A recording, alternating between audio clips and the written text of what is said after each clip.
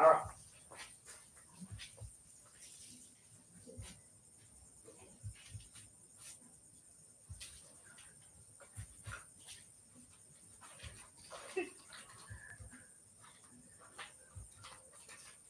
Dinner time. Dinner time. Dinner time. Tea. Dinner time. Dinner time. Yeah. Malo sai fo manuia se tato atuno. Ne vai ngora fiafi. Yo. O deve vesi. Ya ole. O le hale fa sa mo. O le me o le tina. Ah. Po le tausinga o le fiafi. O. Boa. Boa isi ale mele mo ipiu ko mai vai piu ka mai fa va vale mo mo o ka ku kama. Ah. O ka ku kama fa de lengi. Ave mar pepe.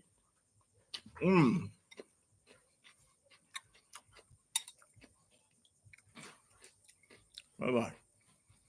O ka ku kama e lengi pepe.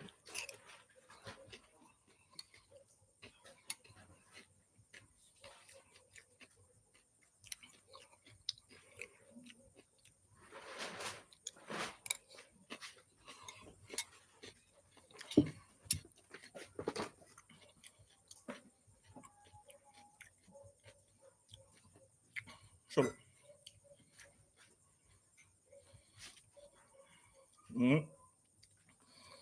E sala isi. Ya. O ko kiro la tunu. Ah, e ko manga ku ngai me ai. Mo ke i vai ale wo ka fie e fai. Ah, ya le lai ya mai le mo ka maki ya. Ale pingi ro ka ku ka mamar pato. Ya. Ah.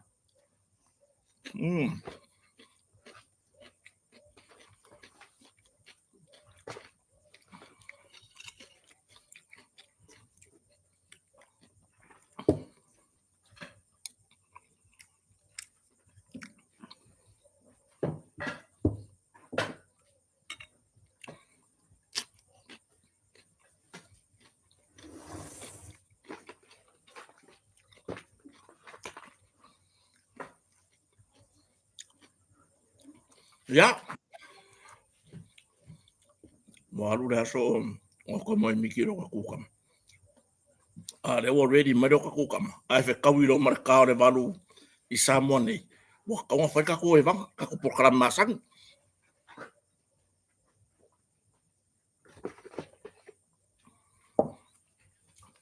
Ya ka mo. Wa mai le o nga tono ne vai aso. Ya. Ta tono ale nga mar fa mo ro ta foi tu sa ta to fa ma nya ta tum tai sili. Ya. Fa tai foi lo na lo fa mo na ga le. Fa ona tu mai lo soifua. Lo to soifua ya maso wola vai vai. Ia le futa to fe lo ia i lungo pe au mo ngaro ea. Ia na ia tatu tano nga masani foi. I ya fiafio. Ia fiafi ta itasi. Ia wai o maguru ka ko tauta ia ele. Ka fiku. A forfiku. Ia so o mai ela ele makako. Ah, o po. Ia ele isika ku ka vai vai ya. Ka fa longo ku a voi lele wa ka vai la va. Uri lo pura ko nga ka un vai ngo ka vai. Ore me wo kupu. Mere ka ore vai fia. Ah, wai o risika ka. O ingale e ke ia wa vai foi ingale. Ah, ingal wenga. Onga o le leo sanga lunch. Ah, le sanga fa siri nga malo sure au. Ah, aya o ka fai me fia ma o ka ko o le paipa. Ah, e ko le paipa ingo le paipa. Ah, ia o se fa siri nga malo sire le na mo ai. Ah, o ya mo la sunga fo ya fe ngai manga. Ia, pela ona ia ile. Le ia fia. Ia. Le vu tatou fe loi. Ah, fa fetai a wala saudi le tua. Ia le tu mai lo soifua. Aso lua se fulu nei on masina o. O November lua afe lua se fulu marfa. Io e pe ona iai. Ia, ai mai se.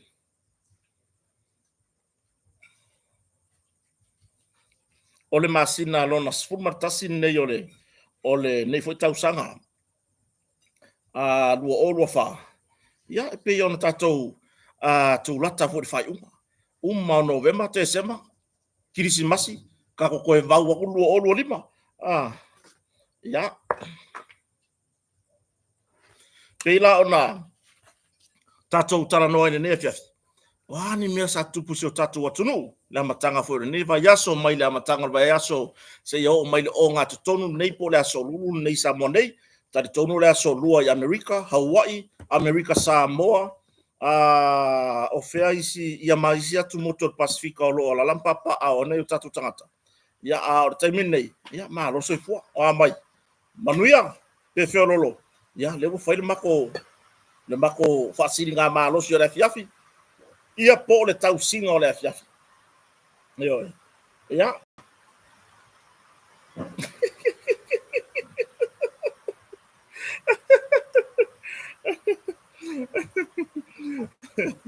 ia money sau money yo e sale ai savaria o Andrew Asen le YouTube ia ka kwa maka bairunga o Sasa Tanieru se fo manuia o Rosalia Lafonga o Andrew Asen o Harry makwa ika ma Harry le o koloka ku kama o Sia Oti o James e Sarah so fo manuia ia o le sunga ya money sau money yo Evo Lave ma lo fatalo fatu ne va nga la fiafi ia o Aveao Yohane fatai matamai Filimaua o Amelia Famoana o Losa Maifea ia ma lo so fo manuia o mai o tau ia ka ko aku lungo ka ko Facebook ai ko mai lo makimunga ai lolo tongisia o mai se tato tina matua ia o fatonu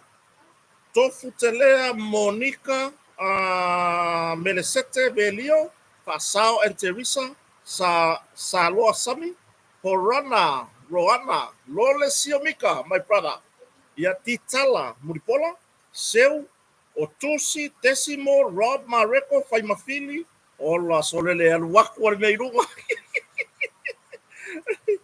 so diu ka fa longo Risa Poto Samoa Tongo Asa Osteli Leo Ryan Willie diu ka fa longo le la hunga o Risi Okupe banga ku aso ya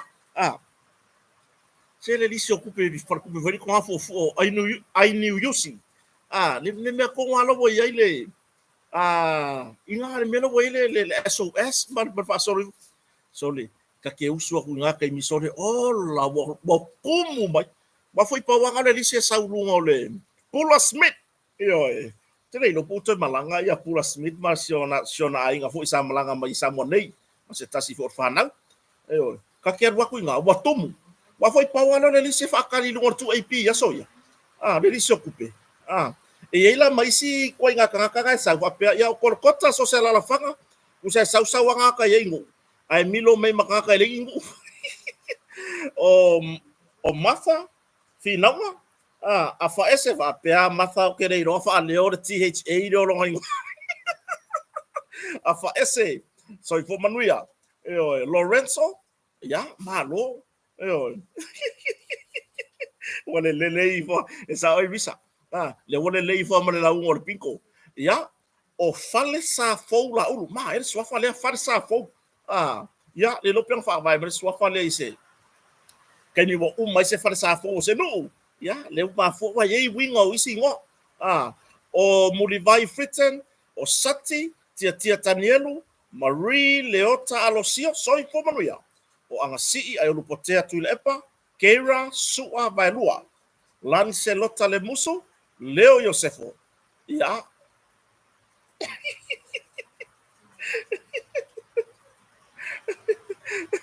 mereka la kawe ele anga ai mea sole ya pa fero e tupo iso tamaya Yona Keti ya Martina fo ya Foua Keti ma futa me Australia lau papo tano o lau singi o wa lau papo tano o Tivoli ya po taito Tivoli man fartua ya Julieta o tole a fo asina ya ma pasina ya po se uso fo ya Apollo Chanchek yo se uso ya li o tau malama ya po de to fa ya la bea ya mar fartua ya pulo au ama ia o isi au sing yo asa no miali mo mai ala ka mo la pa portano o Shotina ya Emma Sprinkler. Yo Shotina fo ya Julie Hausia.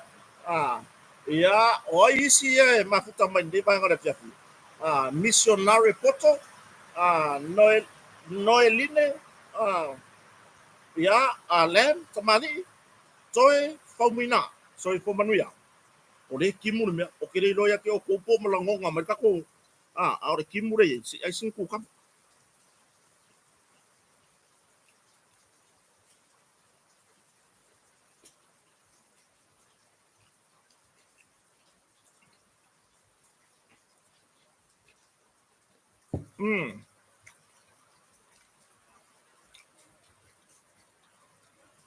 Ruai po nasa toy lolo.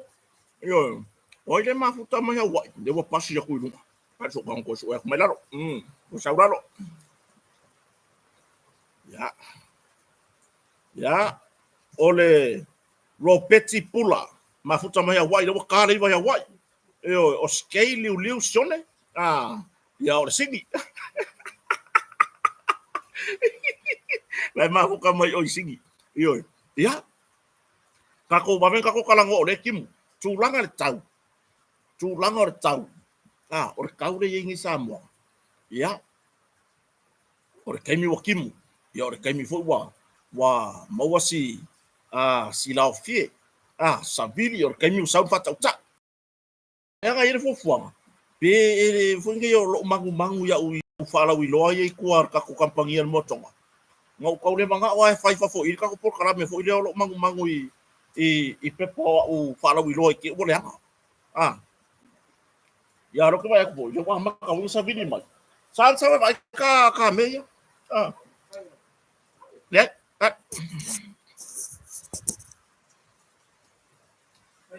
Eu sabia. Ya fai la ke bo mai mau lang. Ya on sai ma so tu nu sei. Sei ku da lo long ke mangu e ka wa ka me ka penga mai fo la fiona foi anu pe mata sila ma son fartua ho. Ya wa la var ke un ka ku kalame. Yo ya on ku lang savidi. Ya e se savidi foi le fa o fa pole ka ko ko. Mul makang ya mo video mga ya mo. Iyo. Ya alam ka mga ya fa fo il fa ka ko por kalam. Ole va luar savidi. Wala que foi con fario. Yo lo vi como que foi marcar Covid. Yo. Ya. Abigail. Oi, from New Zealand. Nema putamai.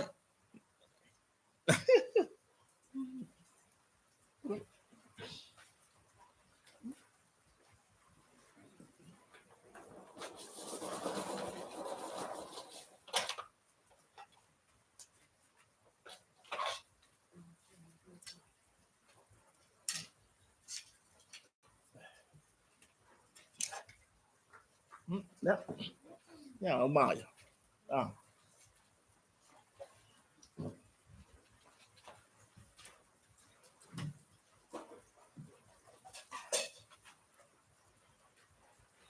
Ya, seki. Ia fa pioye pule mai pule aka ko si kai fai. Fa tai la turu lava pale. Ya o kau io o ka mangu i ngai ka ko fa la wilo. O me nga ngo kango fa ku se ku la lo ki o mau le anga. E kere aka i me fai ka ko fa la wilo tato company foi o lang sua tato proclame. Ya e pe avela na foi le o le kulanga i ke o fa le anga inga e ka foi mai o tupe foi sa wai io ya are o seki ya la o seki mo la barka ko la kisi masi ka ko emo maka ko karkalango io ya fai lo tato company ro lang mo mori nga fa tai i tato sponsors pe ona yai leva Otto Valley Car Rental leva Otto Valley Car Rental ya le tamafo ya to ya fai no malo ma son fartua ia man tato company na leva Otto Valley Car Rental fai me sau puki ngo sau ta vale mo le vai time or Christmas ka fa pe te malanga siasi mai Samoa nei e asi ainga ai mai se o tūlanga i leo o mai fo iniso o fuafuanga fale ainga wale te le o tutuangia ma fuafuanga fale ainga e tu ulu vai taimi leo asu fia por Christmas peila ona iai tūlanga i whaur falenga o musanga o tūlanga i tu whatasinga o ainga o reunion ia o nisi o aso whaapitoa o tara noanga ainga ia o lesi tūlanga o whainga o momeo matai ia ma le tele manana noai ai malanga mai lai Samoa e mana o mia sau tavali so tai le ia sita mafo ia toi au whai non malo i le telefoni fitu fitu lua lua valu i valua fitu fitu lua lua valu i valua ioe ia le tatou au nanga pei on tautua mai fo istamadi i fo ia tupola fale atua lea ua amata ona amataria le au nanga le oka e fai male motonga e fai lau no ngā tupe o ele au mau i Australia i le Pacific Finance ia tupola fale atua ona au mai sa ola ia le Pacific Finance le se leni na tapena tūlanga iau mea fale pore alava au tapena olo e mono mana mia mai le motonga to tongi ai i Samoa nei ma momori lo ainga ia e tongtongi o nai i Australia no ngā tupe io e o foi la tūlanga i fartan malo ua mawhai foi ona to tongi mai ru fartan malo mo tonga ia masau poken mane te malanga mai mo i Samoa nei pa malanga mai te tafao foi ma tūlanga i asiasi mai ainga o nisi o wharavlawe e whaia lava la nanga lea e le sunga ia tupola fale atua ma le tatou Pacific Finance Center i Sydney, Australia ioe ia lea pe ia la vai aku ia pula smith o la wako e foi ioe ia whawhira e tutua fine a samla uru simoli di tau a leu fatasi mai ma le tatou whale oloa o le ata mai store o i longa nana tau tūlanga i tusi whaalupenga ia o le fu wala mlama whai utūlanga ia o onga ia la e maua lava tusi a onga i le vapea la mlama whai uia ia kulanga ia o onga ngale koe whai ila ia ngi mea onga kamai ku ila ko kusi ku ua ye kere fongi ma me whapea ngai e vavenga solo i kuare ola tūlanga i tusi whaalupenga o le au nanga le o lo numero tasi e tūlanga i la nanga le tatou whale oloa o le ata mai store por tau tua si tina fo por to fine ya samla ulu si moli di tau fa so ta ilana i tu lau samla ulu si moli di tau male ata mai store ya o nanga e pe ona yai o ka mor Christmasi fa so ta oli le li le ata wa povi talo fai so tina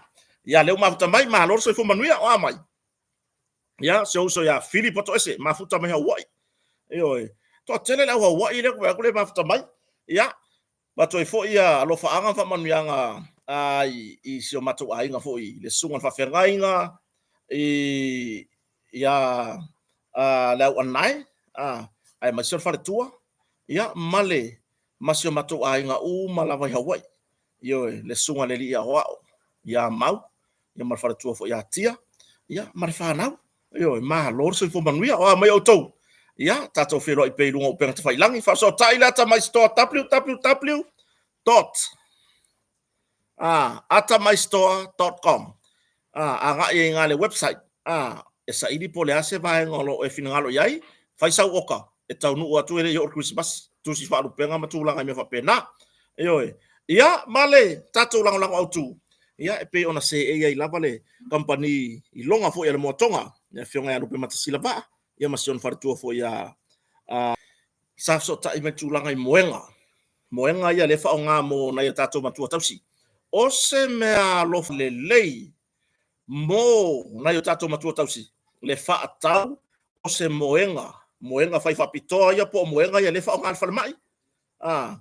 Awa le whawhaingo fia i foi. I ate i la tau o lo tausia na ia tātou matua tausi i tono maota malao. Ioe, lea la. O lea alu le pa uole ale moatonga i moenga ia.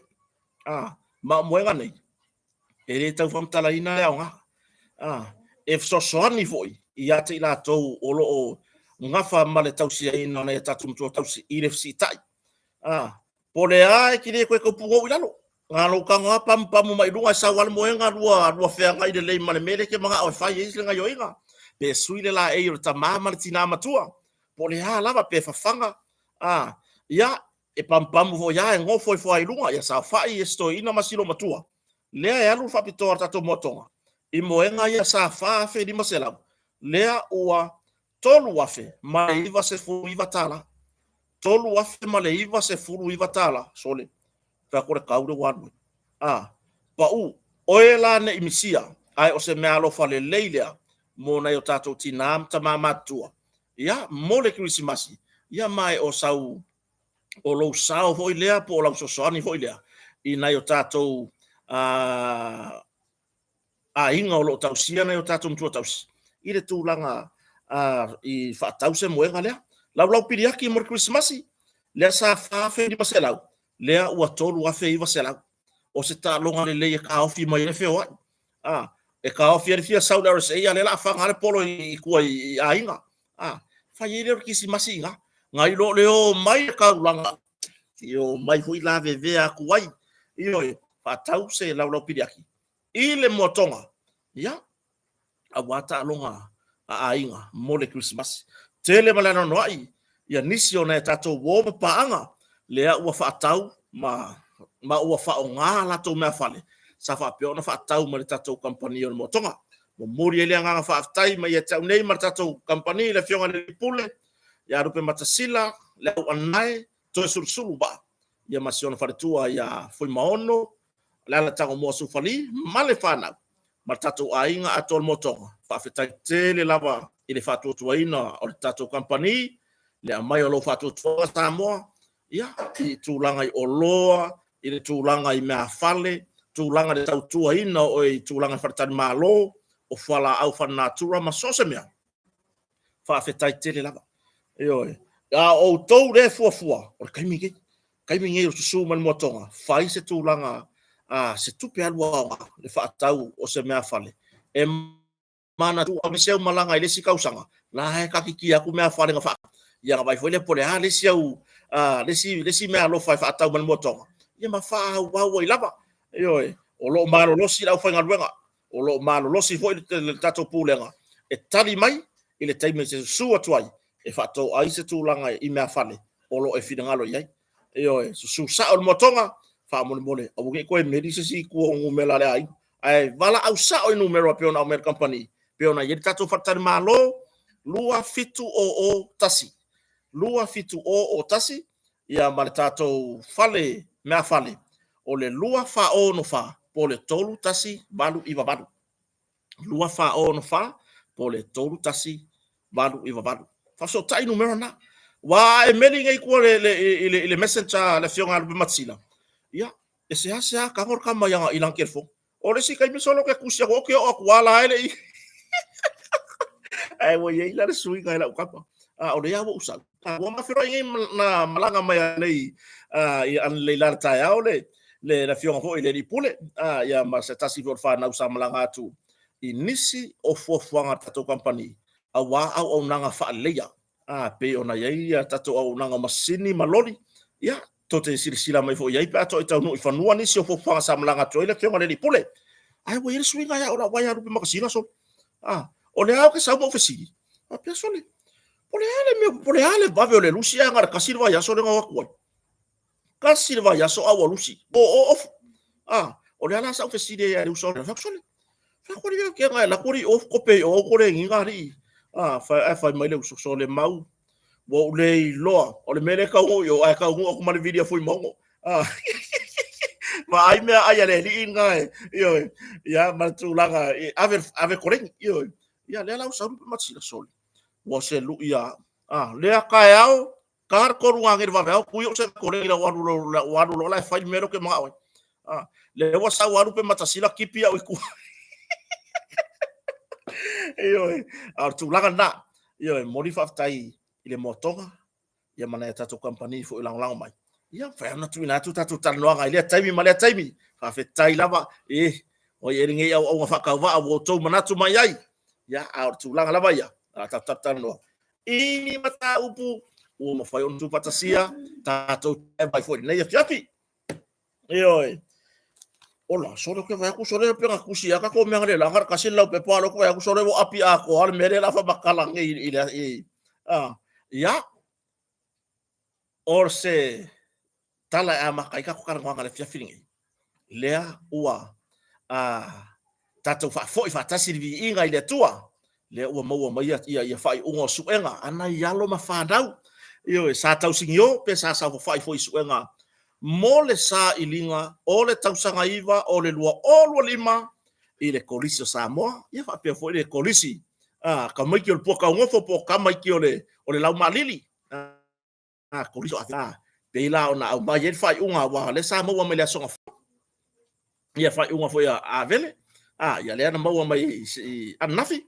ia le fai unga foi kolisi Samoa di ia le tua fa fetai foi na yalo mafanau ai mai sor ngaluenga matua ia le ana wa tato fai mele le mo na tato walo a war tu langa so la to lumana ile le a wangi o ka ko wo fai ka ko ka wanga i ngei mea ia ka ko wo male nganga ia sa ili se lumana ile le mo na tato walo mafanau le aya se nga ka ko ke kapisa ngei mea ai o fore rumanga ina ne ku le puruka ele soro la ka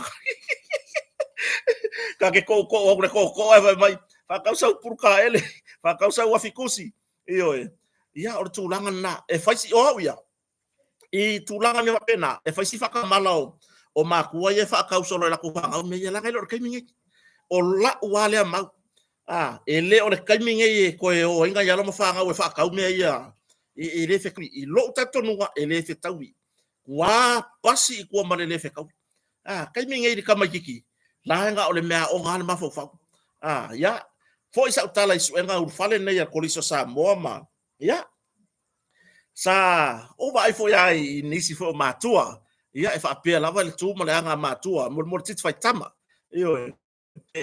foi nei i lo tanto no ia ele mo o mani va o ai lava foi na ya no fa na o filia ia si le nga kai nga au ko fa pe wole au ka ko fa nga i kolisi Samoa ma vele nga fa pela ia wa uma ingane la lo laki ia wo ka fio lai e ku kusale vira ku si i o a vele ba kolisi ma le vira ku si sava e kasele me fa sa e kasi vole me fa fo ele e kasi a fo ringo le la ku si kolisi ma vele ole a fo ngale ku si lele bu ka miro le la lo laki a koma ma so se a o ngai no itua mal moteli sala fai ia ole ale tu langa wa yaita ma fai ngana ya lo mfana ia sila fongo le tua ilang ngaluenga sa fai o tatou matua le sa tatou fai ngaluenga ya fai fu fu lam fai ngaluenga ni tau sanga mo mori langa fa tai ina yalo mafana malava sa fai ile su enga kolisi Samoa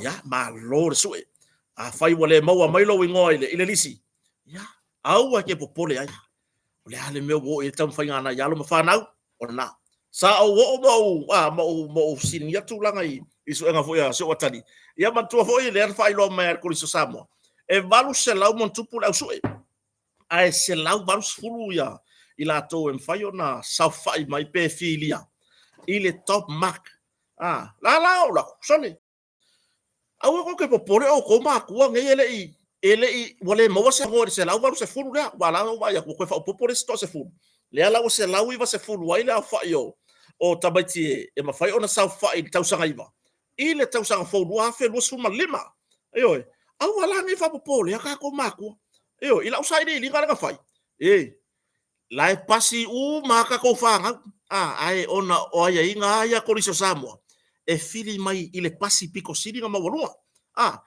pe ka kere au sia la le pasi piko siri nga mawalunga se o lawo ka ko le pasi ya wani avea foi le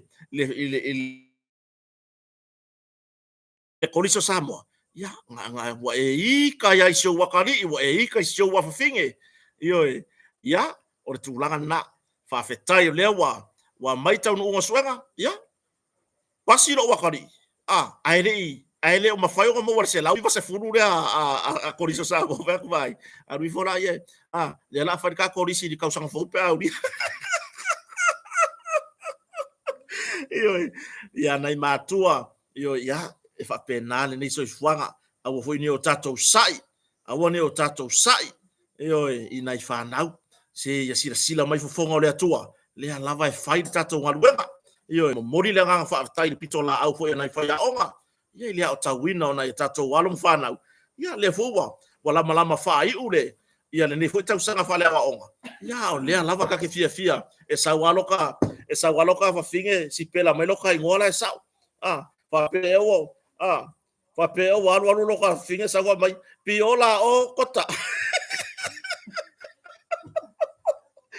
io ora kai bia sa we fa pega va kwai si le ngofo o ma kwa ma kupe ale sa fa mai piola o kota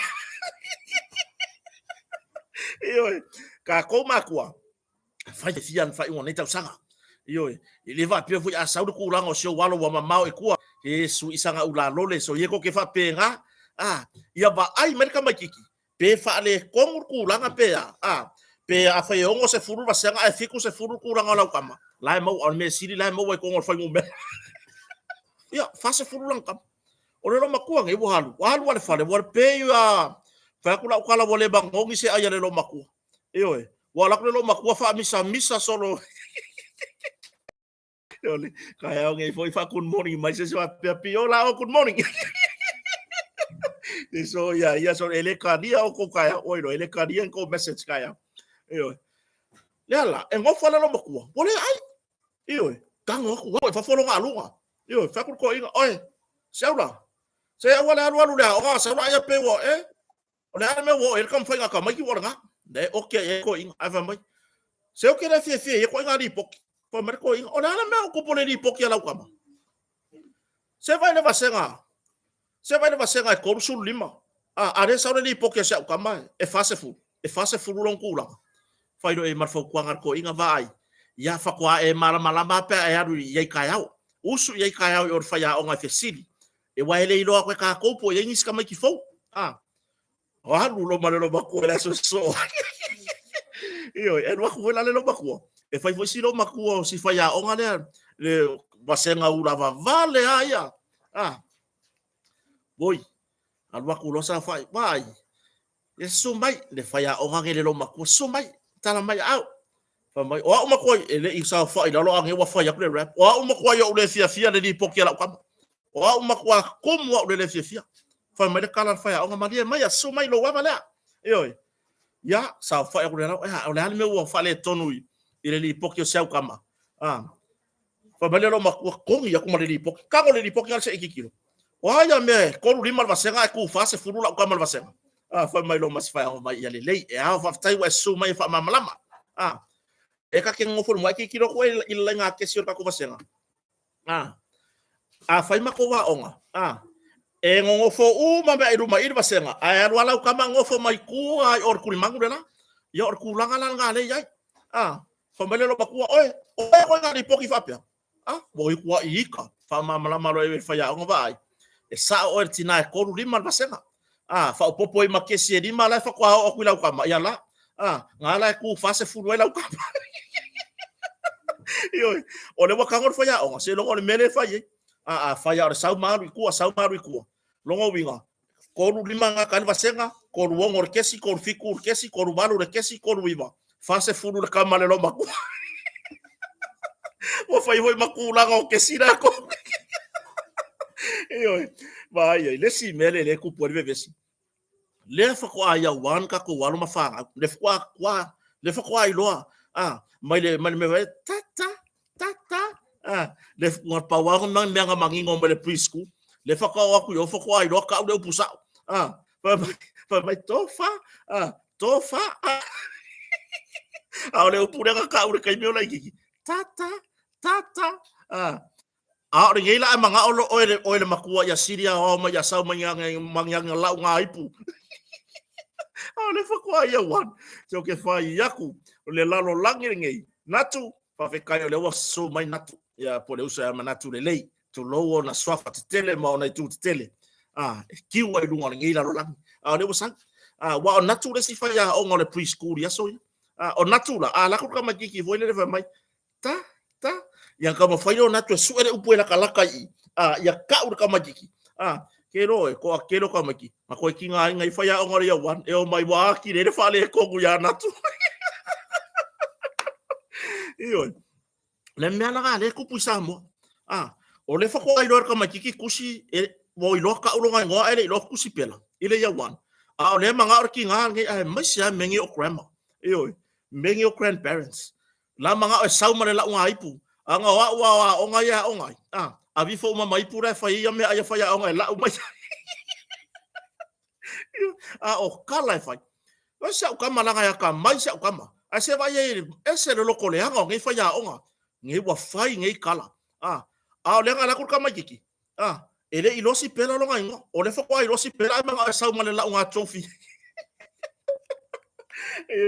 ya matua ka ko ke ko ai sui e ku ia ga me o laso o le har tu langa wo i tam fai ngal fana fa mole fai se ula lo le sio walo se kai nga luang ngai ula lo le ku longa ua e fa mi mikai ia mo moli lo walo le fe audia e ku kusale sili e ku kusale sili vasenga ma le uliva le la kala mongia e ku kusale sili ma le uliva auangi o kaku ka ngofi fa ko ilalo ka ko fa nga udu mo kaka auangi o kaku ka ngofi ku ilalo le ai langa bu vai so ya kako ka ngofi fa ku kusa ka ko fa nga ma fa nga u ya la ma wa fa ilonga kako ka se pe ki nga mar ka mai lunga o la sidi longa alo po po ai lava la foi ke pisa ko mo e u ya ngale ku lunga se ka ma la ki ka mo e fa ula ia ka ua kur kama kiki lo wanga fia ua mae tau singionga o le nei tau sanga ma lor tau mai o fo ile ska usanga e ko fia halu fo ilo wano le onga le lo pere ama kafe puari ko ya e ma ya onga awa ama ka fer wa ilo lau kama mar ko ngai la lo ko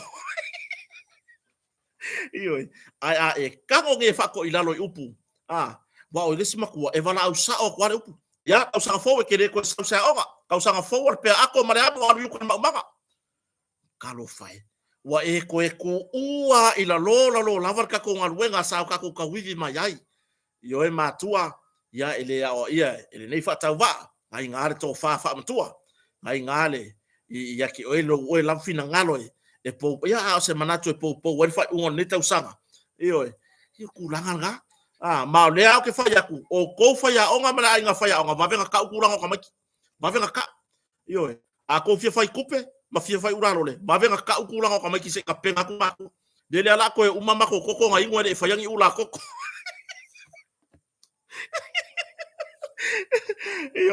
o le mele wo lo ngai kere ilo pra me ko ka mai ku langa se ka penga ku yai pe fai mai e uri va alo wa kari pe uri va alo wa finge e ula koko ula koko le la wa ku ko ula koko ka ko recipe fo de wa yai a war fa un neta usanga matua ya kango fa fia lo walo e mamo moli ya fe au ya san ya por afine ko kam fa ka safo le ke vai mai pele ale ma lalo lo kulanga le saulo kinga le saulo ka mai fa ula ya fa nau fo yo le fa un neta usanga ma lo ka di ile le la ka usanga wa ile o ngale asio matonu fo ile pe ya o le atu langa wa ya ina ya lo fa nau fa fo ile vi inga ile tua auanga e fai au kako me inga e fai le langi mo marfa mo se kako vi inga le ai aua fo ile vi inga ile fo ile vi inga fa fe taile tua ele ngata tau sanga ako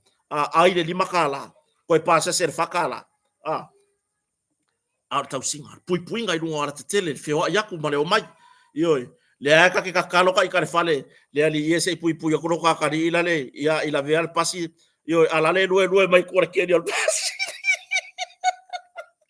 usole ka kakalo ngai la veal pasi la ke pasi ai me o lo kupul ngai so fu le ya ru ai pu ngo wang si ko inga le tua se fa mangu ya ku pui se wa kari ila nga ya ko ila mai ki malo so le ama mai mau kupe avela o le ai kupe ruang pe sa we uriva anga kupe wa anga fa pe ngi le anga kupe ia lo wingo me anga ia pi ola o kota Io, le ngara kupe, le wa sau fai mai. Tati, boy no ya usi pera lo ino. Io, fa ia, ona ngo o tati. Ka oti a tati. Io, na yalo ba fa na ora fa sauni e sau fa fai. E a vea o vasenga iwa, mo koliso sa mo mar koliso. Le puta no fo ya vele. Ya, manuia lo tu al faiva. Manuia le lo tu la sanga fo. Wa le ko kama maku aku ya onga ya. Le ko sanga iwa. Ai ko ke aku o ko pepe a onga ko ke la I ya nga. Io, ya ai manuia le leisi la sanga fo. Ta toma tua ya faiwa. Wa le au sia fa mo benga pe ona yai. Si la ke le avangoa. Io, e kukusar su enga fai ngai I koriso sa moa. Mar koriso avele, mar koriso mar su enga fai dei fifi, mar su enga fai faleata, mar su enga fai vai maunga. Io ya onga le pata o kuai umu fale alili. Io sava ile moteri sala fai na ya onga uma e kukusa lele. Io e kukusa lele. Io ya ai pila e ala pi kula ese mangi ya onga ia pia meng sa wai la so. E au korisi ya wo banga ya la wa onga wa ya ala kala mong yang ka e ini so taimi e pa u e solta a koriso sa mo ma vele ai mo runga fo isi korisi io e masenga kupu me fa pena au ala ne o ka ko ma fa matua wanga o koriso sa mo e sa o wai ile lalo langi o fa mangu yanga manga ruenga le le ai io le ye korisi e kalesia le fo ya o onga le ya ni so korisi tu maoti ya peo o korisi nisi fo korisi al malo lo le fati no nga benga faya onga se le uma faya onga or ka mai kiki ya yo ya male me ale a ko fai mo ni me a wale me ga ko ki nga ai de uru le fai unga mo le fai mo a velo walo da onga fa tuanga le mai a korkota a velo walo da onga yo le al me wo il tau unga le tau sanga ya na yo a wangi o ka ko peo ko inga male lo maku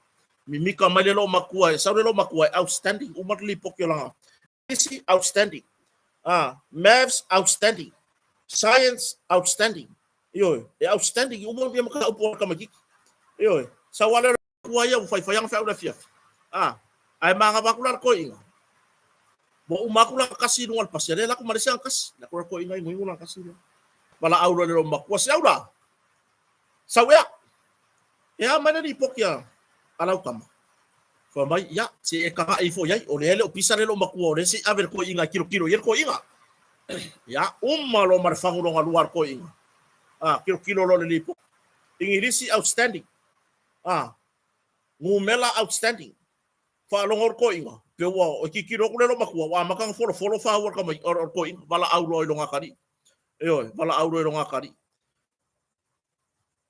Ervisi wa Elvisi de ngor ka or kama Elvisi sak yo kang folo mar ko inga long fuspa o fangar wenga le fusi long se vai ne foi long foi para kala le kausanga a ko ke le lo me ngi fa usul po aba bele lo bakua ye ya fe me ga usul ese po nga le awale ke usul o fe la me ga ke ga usul po awu amaka mo wangu melar ko nela fa mai lo mare marco ingar kama kiki sawi e ke le lo mai de mer ngal wenga muar ngai e fai alu le maumbanga sau alu fai ngal wenga mawar kai mo le fia fia alu e ka o nga kai e su e mai sei e fai se kawi a walo pidi a o le lo makua nge falo le lo makua e se fakir ko ing iyo bo e se le fakir ko ing sorry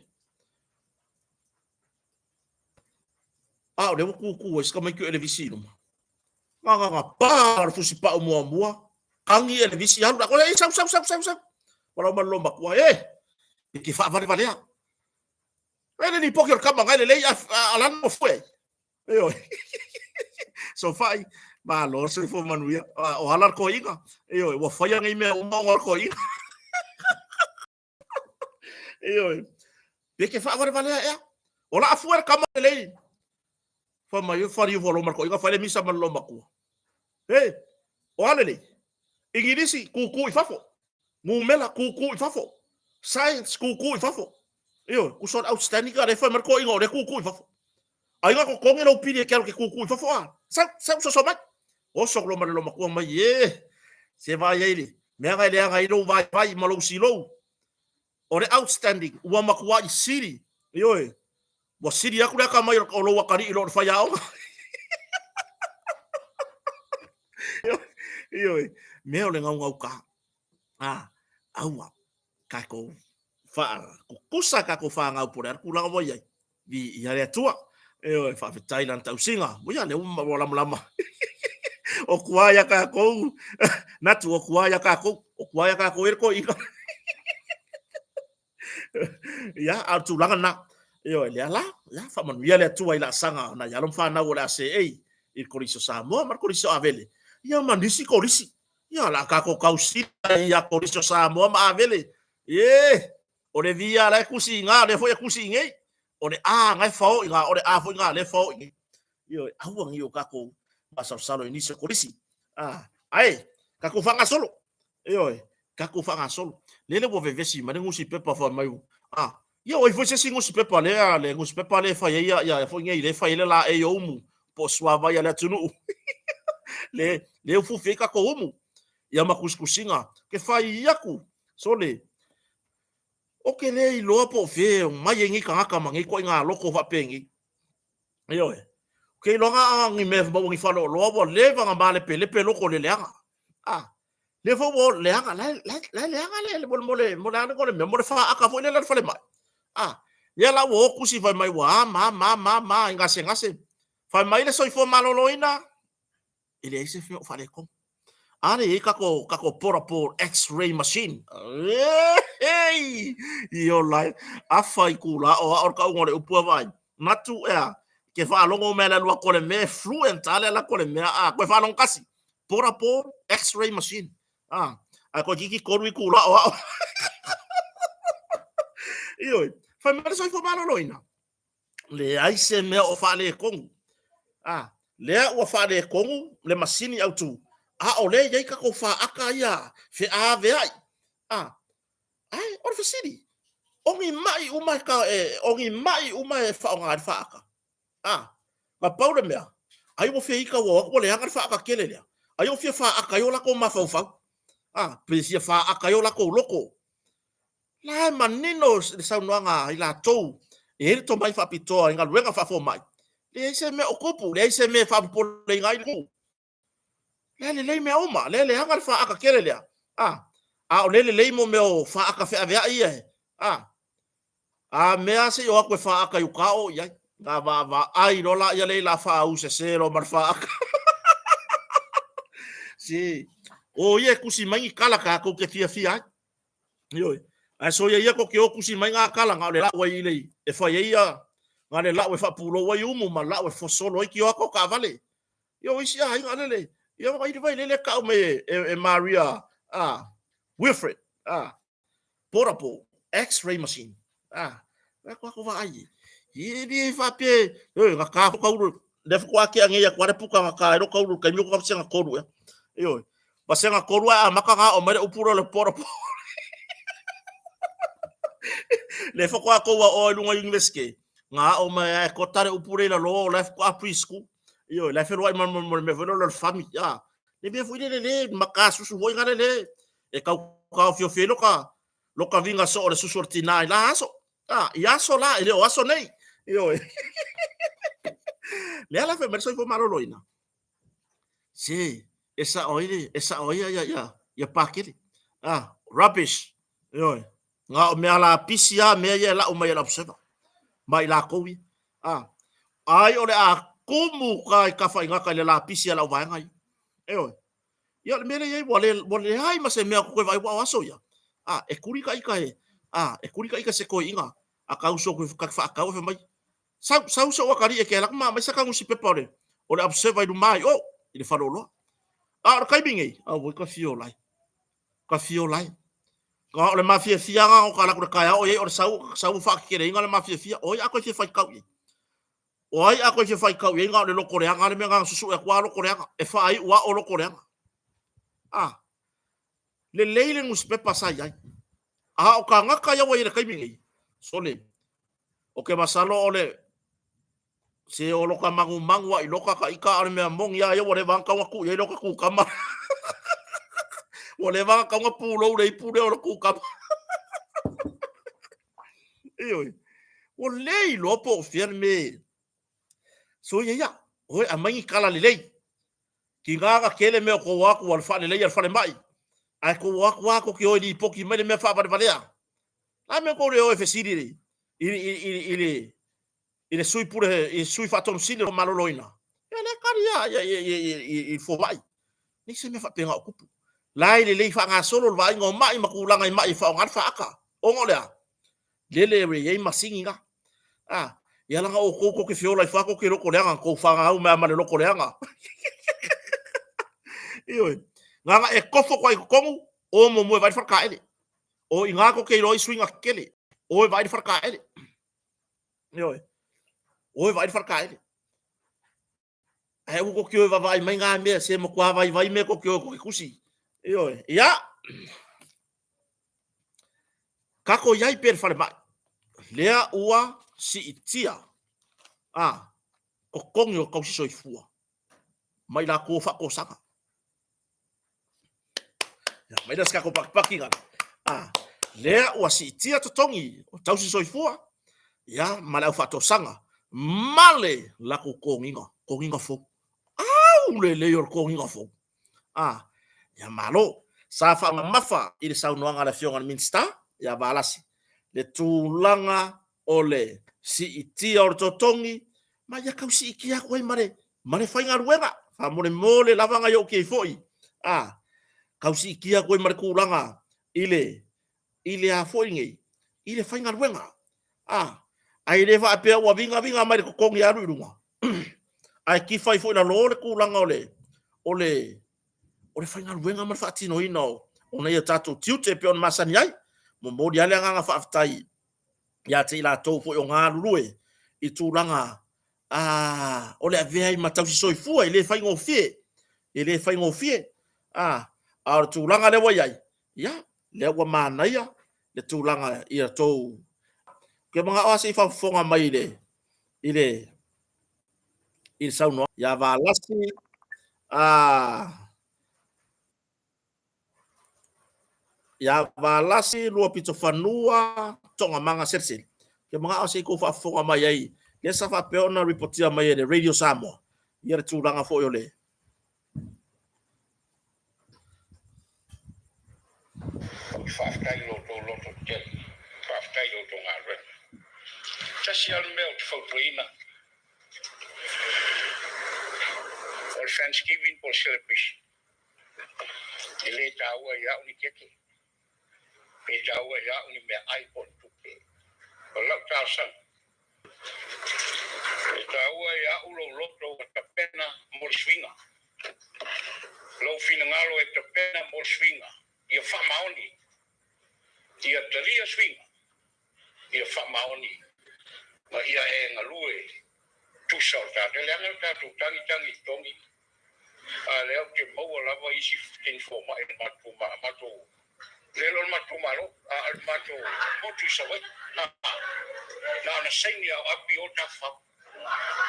Ai whapeo ke leo loa eri poti mai a. E whaatata la fonga. A whai o meia sa tō manao ia swinga. Ia ta pena lo loto ia talia swinga.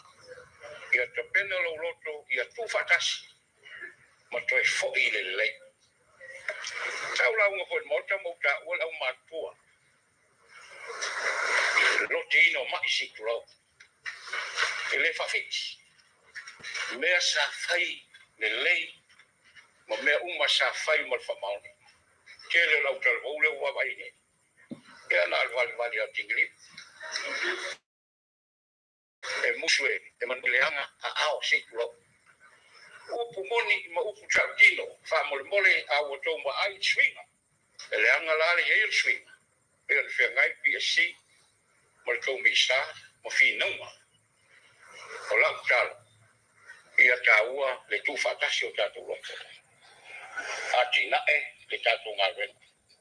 O lau tiuke ma lau ngā renga, ma le tatu ngā renga. Ia wha maoni rumo le tu. Fa ta waina lo wala wina. whaatauina le whaatautuina oe martau kinonga. Ia se mal whamau. Ioi. Ia. Saunoanga. Ale Minster. Saunoanga manino. Ale Minster so ifo maroloina. Ia, pore fionga. Ia valasi lua pitu fanua tonga manga selsele. E lana launga. E whaai loa ai swinga. Pi ona enu tangano. O leisi vaenga ta ua la tau. Au maiere. Saunoanga le.